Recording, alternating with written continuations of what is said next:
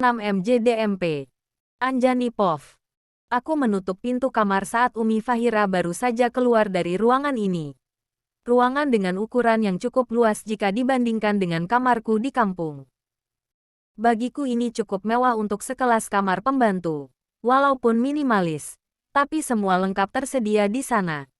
Ada lemari baju, meja rias dan juga TV berukuran 24 inch. Bahkan di kamar ini juga tersedia kamar mandi lengkap dengan WC-nya. 87. Keluarga ini memang sangat baik. Mereka sangat menghargai orang lain. Kekayaan tidak membuat mereka bersikap congkak bahkan semena-mena terhadap orang kecil. Bagaikan langit dan bumi jika dibandingkan dengan Supeno. Orang yang mendadak kaya karena warisan sehingga menjadi latah. Berlaku seolah dia yang paling berkuasa. Seenaknya sendiri menindas orang-orang lemah yang berada di bawahnya. Padahal jika dihitung, mungkin kekayaan Supeno hanya seujung jari dari harta milik Bib Ahmad dan Umi Fahira. Ternyata memang benar, semakin berilmu seseorang, membuatnya. 88. Semakin beradab, ibarat padi yang semakin berisi semakin merunduk. Bukan seperti tong, yang kosong, hanya besar bunyinya, tapi zong isinya. Hanya syukur yang dapat kupanjatkan saat ini. Entah apa yang Allah rencanakan pada hidupku. Aku tiba-tiba terlempar pada takdir yang sama sekali tak pernah terpikirkan olehku. Terjerumus ke lembah penderitaan. Kemudian terbawa arus hingga sampai di tempat yang seolah menjanjikan kebahagiaan.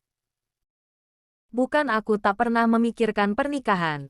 Sebagai gadis yang mengalami pubertas, aku pun memiliki keinginan untuk menikah. Membayangkan pernikahan sederhana nan indah bersama pasangan pilihanku dan hidup bersamanya hingga menua. Ini adalah harapan. 89. Terbesarku. Bahkan mungkin harapan setiap gadis yang belum menikah. Akan tetapi takdir seperti merusak imajinasi indahku. Pernikahan itu akhirnya terjadi tanpa persetujuanku.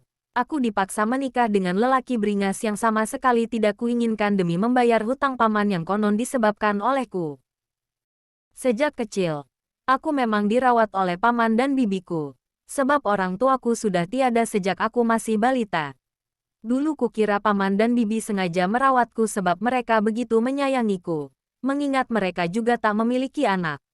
Akan tetapi, semakin kesini aku semakin ragu.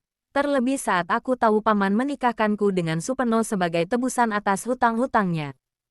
90. Aku tahu, hutang itu memang tanggunganku.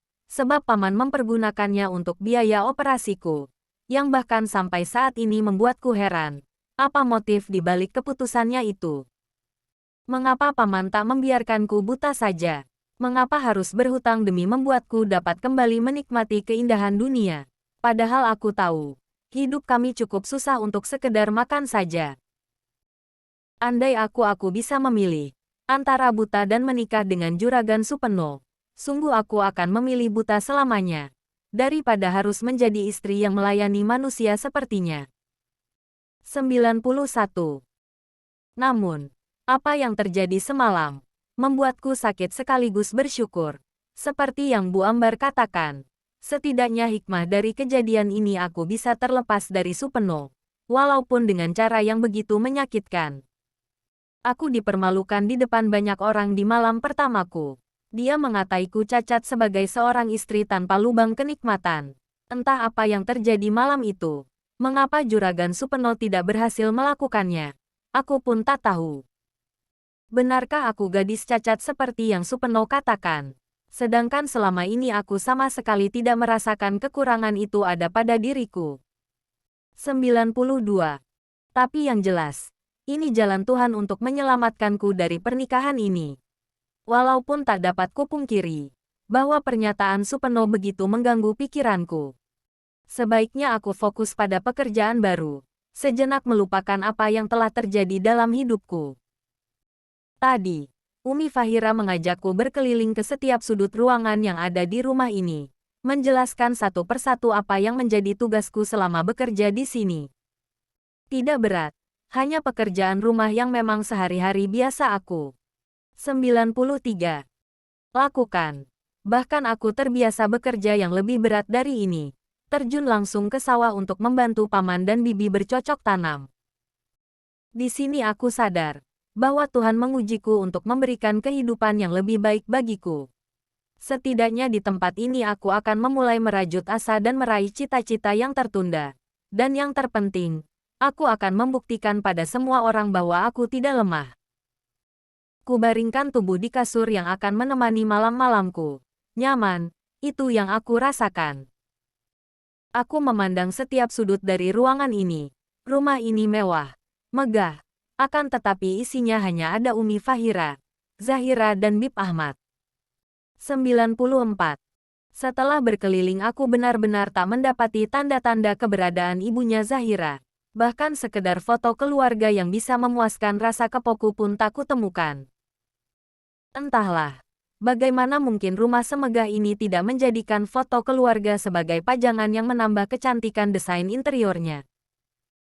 Sepanjang aku berkeliling, yang kutemukan hanya lukisan-lukisan abstrak atau kaligrafi yang dipajang di figura-figura besar sebagai hiasan.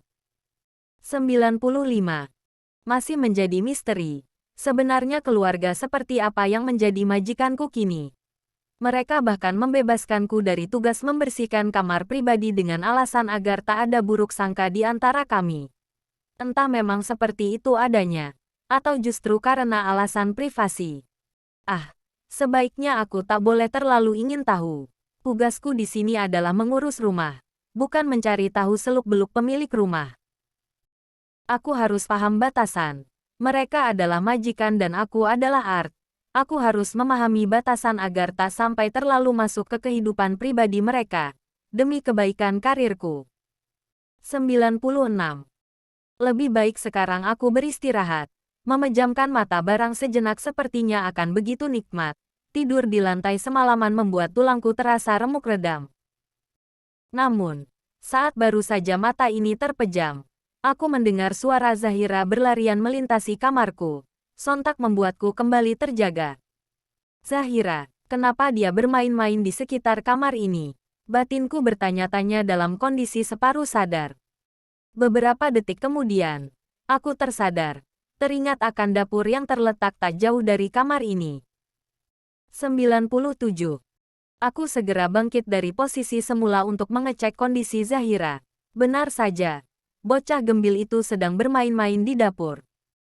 Aku berjalan pelan ke arahnya, mengecek apa yang sedang dilakukannya di sana. Ia yang sedang fokus bermain boneka wortel di atas talenan itu tidak menyadari kehadiranku. Sepertinya dia ingin bermain masak-masakan. Tapi ini berbahaya jika tidak dalam pantauan, sebab ia menggunakan pisau sungguhan untuk memotong boneka wortelnya. Anak kecil memang rasa penasarannya sangat tinggi. Hai, Zahira. Sapaku pelan namun berhasil membuatnya terjingkat dan 98. Refleks menyembunyikan pisau di balik tubuh mungilnya. Zahira lagi masak. Ya, tanyaku berusaha masuk ke dalam aktivitasnya. Bocah gembil itu hanya melirikku, seperti sedang ketakutan aksinya akan ketahuan. Aku mulai memutar otak untuk mencari cara bagaimana bisa memantaunya bermain tanpa membuatnya ketakutan. Wah, Zahira suka masak ya? Sama lo. Mbak juga suka. Gimana kalau kita masak bareng? Tawarku. Sejenak ekspresi wajah Zahira berubah. Ia tampak berpikir dan menimbang tawaranku. Sedangkan aku memutuskan untuk menunggu. 99.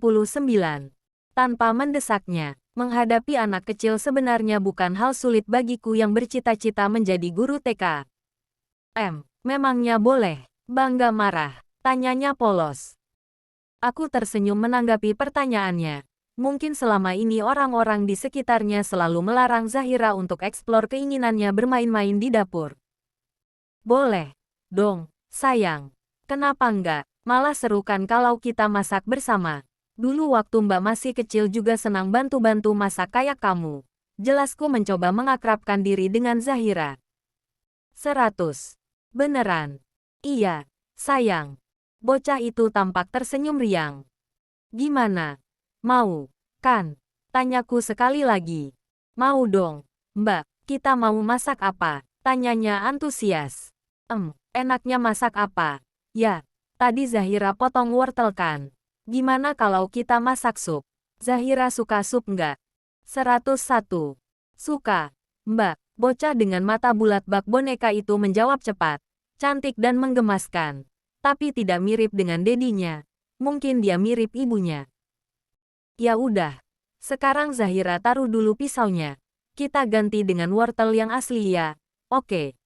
Rayuku berharap Zahira mau melepaskan pisau dari genggamannya. Namun saat Zahira belum sempat menjawab, teriakan Umi Fahira terlebih dahulu mengejutkannya, membuat pisau yang semula digenggamnya. Refleks ia lepas dan terjatuh di lantai. Zahira,